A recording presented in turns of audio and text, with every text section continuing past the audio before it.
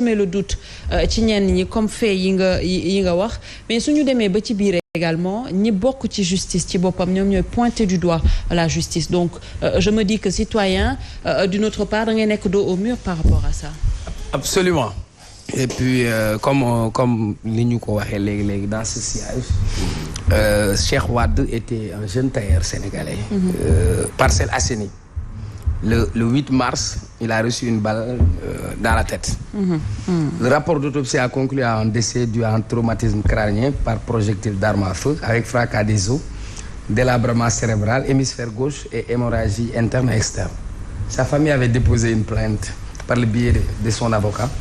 le 26 mai auprès de la cour d'appel ak auprès du procureur général de la cour suprême. Moom ak yeneen 13 on n'en parle pas. C'est-à-dire, pour moi, on ne doit pas banaliser la mort. Surtout dans ces circonstances, war nañu déterminer les responsabilités. Su fekkee am na ñu mën a def ay enquêtes ne serait-ce que pour ñi nga xam ni seeni njaboot loru nañ ci. Que justice soit faite pour ça. Et que mu bañ a mel ni comme nu mu doon mel je le dis tout le temps stade Demba Diop miir bi daanu na il y a des jeunes qui sont décédés personne n'est responsable. Bateau Joola personne n'est responsable. Justement. Étudiant Balla Gaye Fallou Sène et cetera jusqu'à présent y a pas voilà donc loolu bokk na si suñu góomu justice. Le juge Dème maa ngi ko gis fan yii ñu ngi ko invité woon man damay jàpp ne le juge Dème dem na il a démissionné d'une justice qui a démissionné. C'est-à-dire tey ci nu ñu tëggee sax si sunu système judiciaire dafa am ay yu ko tënk parce que tey. L'exécutif est trop présent ci sunu système judiciaire et tant que defuñu réforme yi approfondie ba nga xam ni au conseil de la magistrature ki ñuy tabb du fi nekk koo xam ni président moo koy tànn wala président dina ci bokk après ñeneen ñi ils vont me dire on ne veut pas un régime des magistrats et cetera mais tant que loolu dañul du dindi suspicion bi donc de Senghor ba ci Macky Sall en passant par Abdou Diouf nguur gu fi ñëw da nga mës a utiliser levier yooyu nga xam ne am nga ko ci justice pour wàññi doole ñi nga xam ne ñooy ses opposants on va faire peut-être après le bilan de Macky Sall même si on peut pas le faire ci une minute mais bokk na si li nit ñi di retenir par rapport à l'instrumentalisation de la justice vis-à-vis de ses adversaires politiques c'est ce que les Sénégalais ont retenu am na ay temps booy bu ñuy foo sama koñ dañ naan nooy moytoo sa noon rëbës c'est de la caricature mais c'est une évidence quand sur le dossier Karim Wade CREI et cetera après dossier Khalifa Sall même chose parce que daf leen concerné alors ici man xaw ma ndax moobu am na ci dictionnaire mais c'est un dossier politico-juridico-médiatique politico-juridico-médiatique c'est un dossier qui sera politique parce que concernant des politiques ki far ak moom dina ci utiliser usage politique ña farul ak moom dinañ utiliser levier politique médiatique parce que c'est une bataille d'opinion chaque camp va essayer d'occuper l'espace médiatique beneen bi nag juridique parce que camp bu nekk di nga am d'habitude dafa am ñu doon wax ni. mais bataille d'opinion boobu est-ce que ça va peser tey jii sur la balance. oui mais xam nga moi je considère que des dossiers politiques concernant des hommes politiques c'est une bataille d'opinion d'abord. am na loo xam ni c'est du droit et cetera mais bataille d'opinion bi ñëpp ñoo koy engagé c'est grâce à cette bataille d'opinion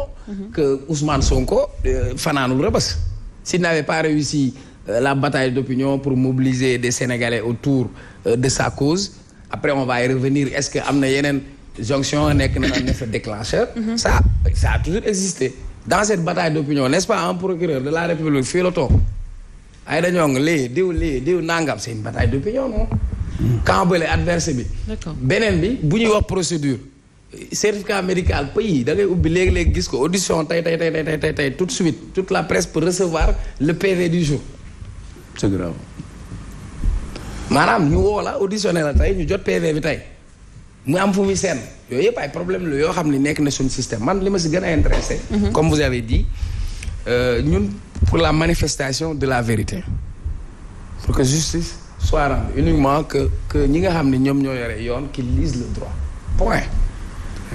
Ousmane Sonko a intérêt procès am parce que c'est une question d'honneur et de dignité qui doit laver pour que étiquette boobu bañ a tegu ci ndoddam Adji Sarr aussi a intérêt pour que procès bi mu am je donne un exemple ñun ñëpp doon nañ fi wax élection Miss Sénégal et cetera n'est-ce pas la Miss avait dit qu'on l'avait violée fan la mujj tous ces défenseurs jombi nañ parce que tout simplement y a aucun fait bu koy matérialiser. donc nag am na situation yoo xam ne bu amee faudra prendre du recul pour que ñu organiser et que surtout situation bi ñu nekk on a besoin d'apaiser le climat social. maintenant dañuy dem vers des élections vers des joutes ci 2 ans yi. adversité bi dafay gën a tendre et kenn du may sa morom dara. ku ci am occasion pour liquider ton adversaire. malheureusement c'est une perception que les Sénégalais ont de la justice par rapport à des dossiers politiques. alors Abdoulaye Mbow dafa wax tout à l'heure ni que peut-être politiciens yi dañ ñoo yàpp on a comme l'impression parce que suñu gisee autant de personnes qui ont perdu la vie ci lii on a l'impression que procès bi ñuy wax li ñu gën a soxal tey jii mooy procès Ousmane Sonko Adji Sarr te gis nañ ko Cheikh Omar mu ngi koy rappelé tout à l'heure il y a eu beaucoup d'activités yoo xamante ne tax na ay nit ñàkk ci seen bakkan mu di ay manifestations wala bateau le Joola entre autres procès du ñu mës a situer les responsabilités est-ce que c'est pas la faute entre autres des politiciens parce que ces jeunes se battent des fois pour eux mais dafa mel ni suñu faloo dañuy fàtte ne que ils étaient dans la rue pour eux. Je crois que dans le fond lii ñuy wax nii 1962 ba léegi loolu ñuy wax c'est-à-dire débat bi yu soulevé ñun ñëpp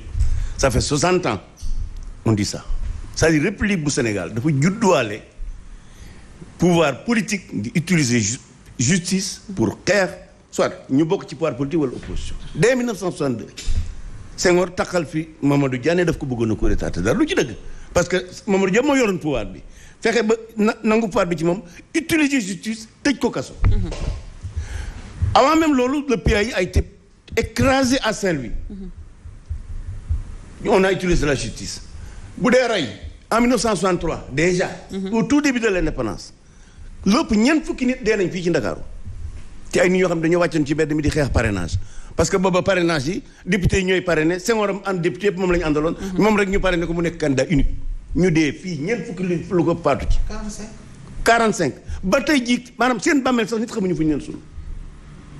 boo y remonter dans l'histoire du Sénégal. ça a toujours été la violence et l'utilisation par le pouvoir politique de la justice pour régler des comptes. maintenant 60 ans après l'indépendance je crois que li jot sëkk tey. mooy ñun waa Sénégal yi ñu fexe ba àgg ci